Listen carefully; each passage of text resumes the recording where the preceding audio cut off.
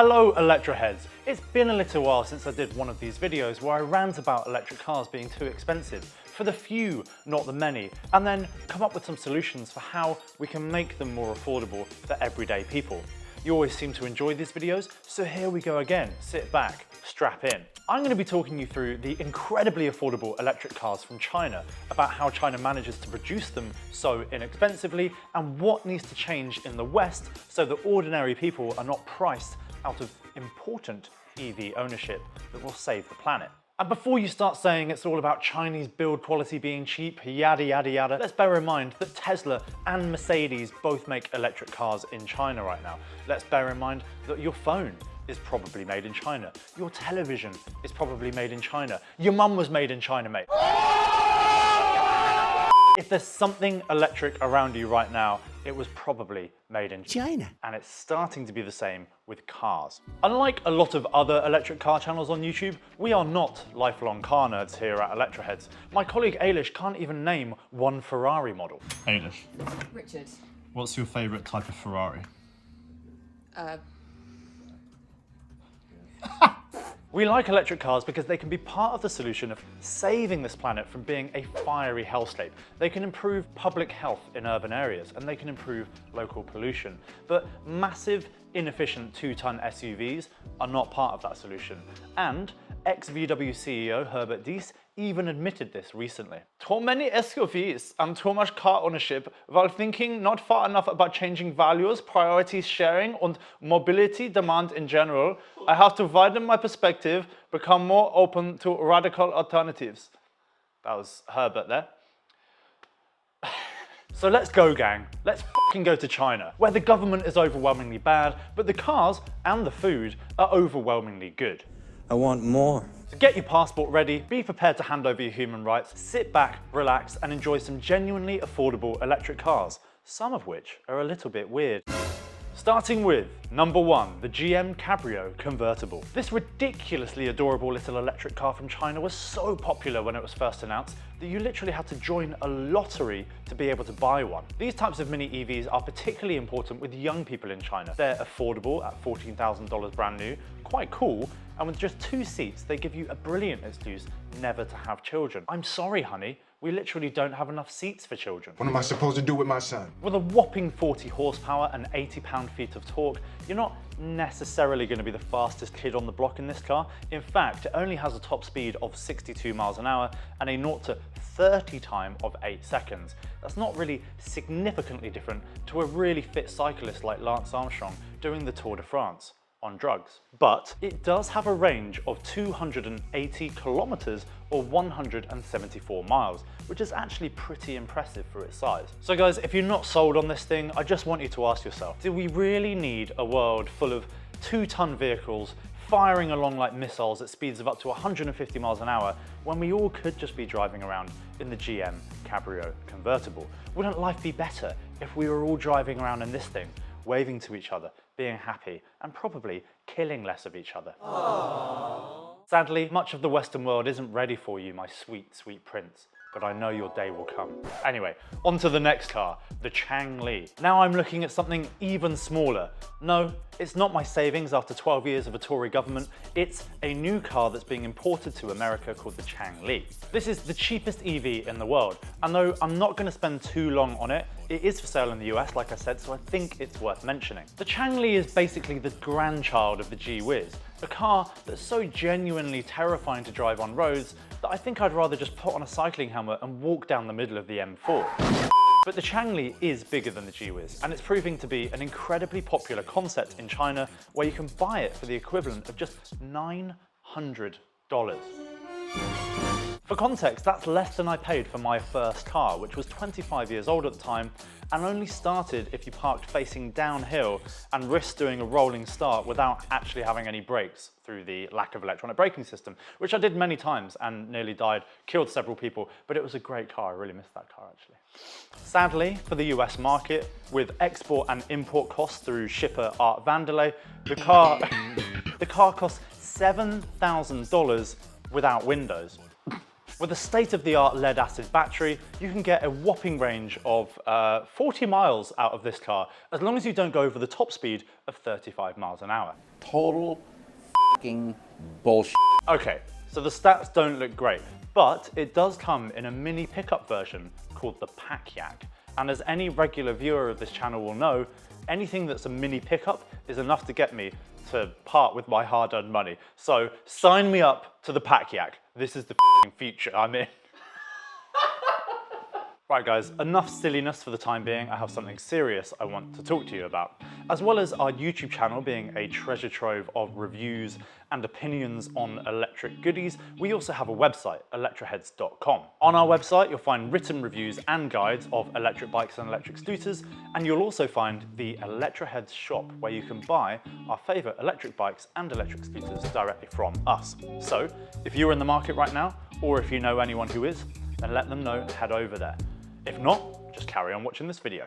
Okay, so now unfortunately we're moving away from the weird little mini electric cars to something much more suited to the modern age of big bloated SUVs, the BYD S2. This is a small electric SUV that costs just 100,000 won or $14,000. And for that sort of price, you might not be expecting Tesla spec, and you'd be right. The BYD S2 has a range of 300 kilometers or 200 miles, which is provided by its 40 kilowatt hour battery. Though the good news with the relatively small battery capacity is that it charges up to 80% in just 1 hour. This actually suits somebody like me relatively well. Being a Londoner, I only ever really drive when it's a long journey across the country, and I have to take regular breaks as I get bored incredibly easily, as Cole, our cameraman, knows. A car with a 200-mile range is something I can live with as long as I can charge it relatively quickly at a service station such as a GridServe here in the UK. And I can get some drinks, I can get some food, and I can see some entertainment whilst doing so. Don't know what that entertainment is.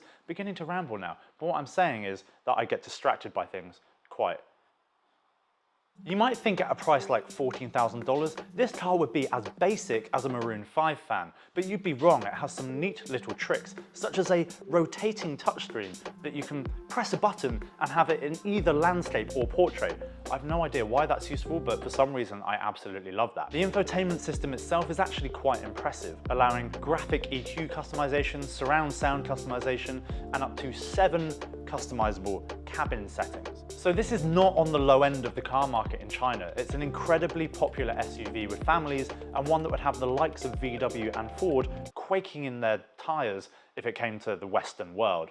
Quaking in their tires instead of quaking in their boots. And it's not just electric SUVs that BYD are making for affordable prices. Meet the BYD E1. The BYD E1 costs just $8,500 brand new and is in the same vein as the Seat Me or the VW Up. Quite an attractive looking little hatchback. This is a perfect car for commuters, suburbanites and city dwellers alike. It's nothing radical, just a good little hatchback for an affordable price tag. This was effectively the staple of the UK and European car markets for most of the 80s, 90s and noughties. Aughts, double O's? This form is still incredibly popular in China, especially when it's electric and especially with young people. Yes! And why not? With a nearly identical range to the much bigger BYD S2 of 300 kilometers or 200 miles, and with a top speed of 170 kilometers an hour or 100 miles an hour, this is a perfectly capable little car. And its 32 kilowatt hour battery charges up to 80% in 1.5 hours, which isn't too bad at all. Its feature set certainly isn't as impressive as the BYS2. For example, it has drum brakes on the rear rather than disc brakes, but when you take a step back, it's got a very similar spec to the Peugeot E208, which is French. Je suis désolé, la France. Je t'aime vraiment. Right, I'm about to look at something quite silly, but before I do, I need to talk to you about something serious again. It's not really that serious, but we recently launched YouTube memberships, which allows you to get early access to our videos, as well as a range of special perks, one of which seems to be an angry emoji of my face. Look, there's loads of amazing people who make Electroheads happen, to our wonderful camera crew, to my amazing co-presenters, right through to our rather wonderful editors. Frankly, the amount of money that you make from this platform on ads these days is not enough for one person to live on. So YouTube memberships helps us to keep this channel going and achieve our mission of accelerating the adoption of electric vehicles. If that's something that sounds good to you, then consider signing up for a YouTube membership. If not, keep watching, but if you don't f***ing subscribe, I tell you I'm gonna Right, that's enough sincerity for one day. Now we're on to something entirely different. For every legit car company like BYD in China, there's an Alibaba version, ready to be shipped anywhere in the world for a very, very, almost surprisingly low price. A worryingly low price, let's say. I've stumbled across this gem. The Ukraine 2020 new arrival super cool convertible car China factory electric 4000 watt 72 volt mobility new energy automobile vehicle. So first question, this is 100% made in a factory in China, so why the mention of Ukraine? I back Ukraine right now. I'm just, let me say that I'm on that side of the fence, sorry Russia, but it's kind of weird to call a car the Ukraine right now, isn't it? That'd be like going back to 2003 and unveiling the Seat Iraq or the Mercedes Afghanistan. Just seems a bit odd. Second thing, I'm almost 100% sure that this convertible car isn't convertible at all. It seems to have a very solid roof. It doesn't even have a sunroof. It does have one thing going for it though. It's got leather seats. This car from Shandong Everbright does actually have a robust set of safety features.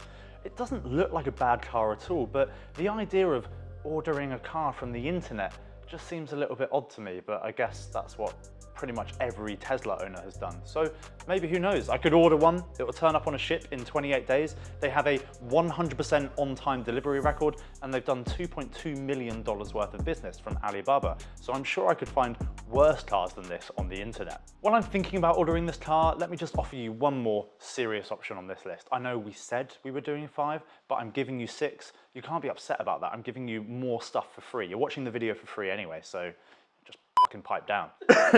We're looking at the GAC Aeon S. This car was touted as somewhat of a Tesla Model 3 killer when it was first announced in China, but then again, pretty much every electric car that has ever been unveiled has been called a Tesla Model 3 killer by a journalist somewhere. No. It has a solid 317 mile or 500 kilometer range, and interestingly, the internal electronics are actually not powered by the same battery that powers the car. They're powered by a solar panel on the roof of the car. At a price of $25,000, it is the most expensive car on this list, but it also has the best interior out of any car on this list, and one that I would gladly spend some serious time in. It has leather seats, and they're brown. It's like the 1970s designed this interior, and I'm here for it, babes. It's not as quick as the Model 3, the range isn't as good, the top speed is much lower, and it's only got level 2 autonomous driving, but it's also less than half of the price of the Tesla Model 3 in the Chinese market. If this car was offered in the UK for this price, I would snap one up in an instant. The fact that £25,000 or $25,000 even sounds cheap for an electric car in this day and age is quite frankly ludicrous. I've said it before and I'll say it again, but Western car companies really need to get their shit together and make electric affordable and accessible to the masses. Until then, Electroheads, please do subscribe to the channel, or the Chinese authorities will hunt you down. They've got your IP address. Do it now, they're coming! Oh, I forgot to subscribe.